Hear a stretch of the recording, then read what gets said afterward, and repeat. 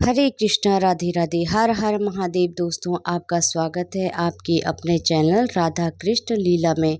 दोस्तों, जैसे आप सब जानते हैं कि सावन का महीना चल रहा है, तो आज हम आपको सुनाने जा रहे हैं श्रावण महात्म्य 8वां अध्याय। श्रावण मास महात्म्य 8वां अध्याय में किए जाने वाले बुद्ध गुरु ग्रह व्रत वर्णन। ईश्वर बोले, हे संत कुमार, अब मैं समस्त पापों का नाश करने वाले बुद्ध गुरु ग्रह का वर्णन करूँगा, जिसे श्रद्धा पूर्वक करके मनुष्य परम सिद्धि प्राप्त करता है। ब्रह्मा जी ने चंद्रमा को ब्राह्मणों के राजा के रूप में अभिषिक्त किया। किसी समय उसने रूप तथा यौवन से संपन्न तारा नामक गुरु पत्नी को देखा। उसकी रूप संपदा से मोहित होकर वह काम के वशीभूत हो गया और उसे उसने अपने घर में रख लिया।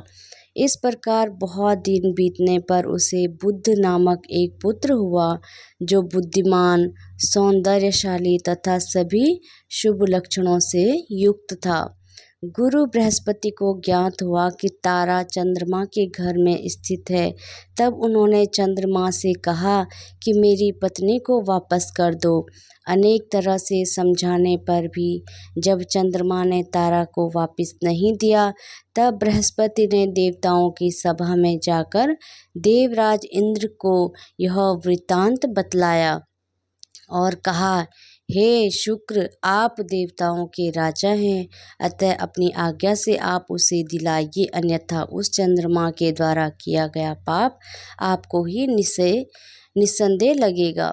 क्योंकि शास्त्र निर्णय के अनुसार प्रजा के द्वारा किए गए पाप को राजा भोगता है। पुराण में भी ऐसा कहा गया है कि दुर्बल का बल राजा होता है। गुरु का यह वचन सुनकर चंद्रमा ने कहा, मैं आपकी आज्ञा से तारा को तो दे दूंगा, किंतु इस पुत्र को नहीं दूंगा। शास्त्र के अनुसार विचार करके देवताओं ने उस बुद्ध को चंद्रमा को दे दिया। इसके बाद गुरु को उदास देखकर देवताओं ने उन दोनों को वर प्रदान किया, हे चंद्र, अब तुम घर जाओ, यह तुम्हारा भी पुत्र है और बृहस्पति का भी।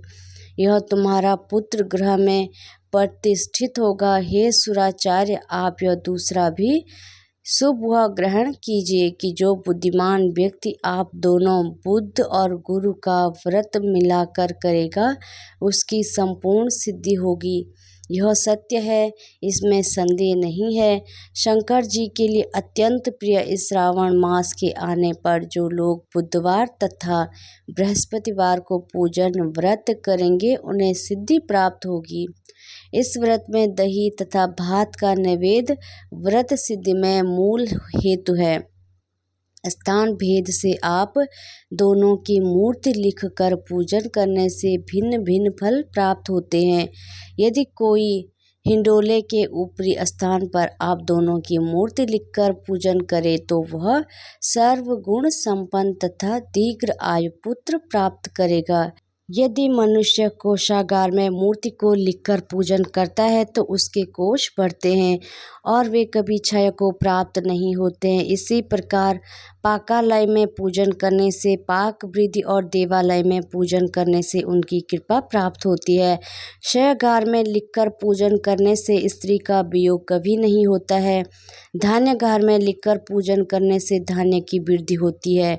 इस प्रकार मनुष्य उन फलों को प्राप्त करता है।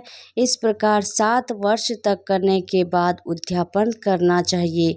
उद्यापन से पहले दिन अधिवासन करके रात्रि में जागरण करना चाहिए। सुवर्ण के प्रतिमा बनाकर विधि पूर्वक 16 उपचारों से पूजन करने के पश्चात तिल घृत चारों ओर अपामार्ग तथा अश्वत्थ से युक्त समिधाओं से होम कराना चाहिए। अंत में पूर्ण आहुति देनी चाहिए। उसके बाद मामा व भांजे को प्रयत्न पूर्वक भोजन कराना चाहिए। इसके बाद ब्राह्मणों को तथा अन्य लोगों को भोजन कराना चाहिए। स्वयं भी भोजन करना चाहिए। इस विधि से 7 वर्ष तक करने पर मनुष्य सभी मनोरथों को प्राप्त कर लेता है। जो इसे विद्या की कामना से करता है वह वेद व शास्त्र के अर्थों को जानने वाला हो जाता है। बुद्ध बुद्धि प्रदान करते हैं और गुरु बृहस्पति गुरुदाता प्रदान करते हैं। संत कुमार बोले, हे भगवान, आपने जो यो कहा है कि इस अवसर पर मामा तथा भांजे को भोजन कराना चाहिए, यदि बताने योग्य हो तो इसका कारण बताइए। ईश्वर बोले, हे संत कुमार, पूर्व काल में अत्यंत दीन तथा दरिद्र कोई दो ब्राह्मण थे। वे दोनों मामा भांजे थे। उदार पूर्ति एवं परिश्रम पूर्व भ्रमण करते हुए वे दोनों किसी नगर में अन्न मांगने के लिए गए थे। उन्होंने घर घर में श्रावण मास में प्रत्येक वार को उस वार का व्रत होते हुए देखा, किंतु कहीं भी बुद्ध गुरु ग्रह व्रत नहीं देखा। तब उन्होंने बहुत देर तक परस्पर विचार किया कि सभी वारों का व्रत तो सर्वत्र दिखाई पड़ रहा है, किंतु बुद्ध गुरु ग्रह का नहीं। अंत यह व्रत अनुचित है, इसलिए हम दोनों को चाहिए कि इस शुभ व्रत का अनुष्ठान आदर पूर्वक करें। किंतु हे संत कुमार, इसकी विधि न जानने के कारण वे दोनों सहसा में पड़ गए। तब रात्रि में उन्हें स्वप्न में इस व्रत की विधि दृष्टिगोचर हो गई। इसके बाद उन्होंने इसकी विधि के अनुसार व्रत को किया, जिससे उन्होंने अपार संपदा प्राप्त की।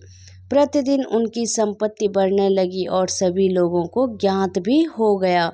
इस प्रकार 7 वर्ष तक करके वे पुत्र व पौत्र आदि से संपन्न हो गए। इसके बाद उनके ऊपर प्रसन्न होकर बुद्ध व गुरु प्रकट हुए और उन्होंने उन दोनों को यह वर दिया, आप दोनों ने हम दोनों के निमित्त इस व्रत को प्रवृत्त किया है, अतः आज से कोई भी इस शुभ व्रत को करे।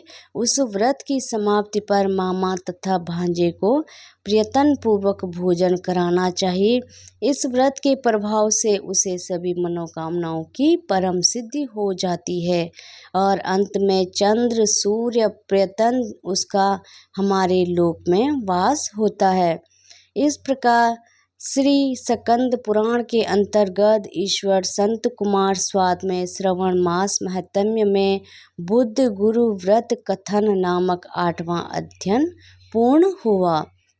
हरे कृष्णा, राधे राधे, श्री शिवाय नमस्तुभ्यम। भोलेनाथ आप सबकी सारी मनोकामनाएं पूर्ण करें।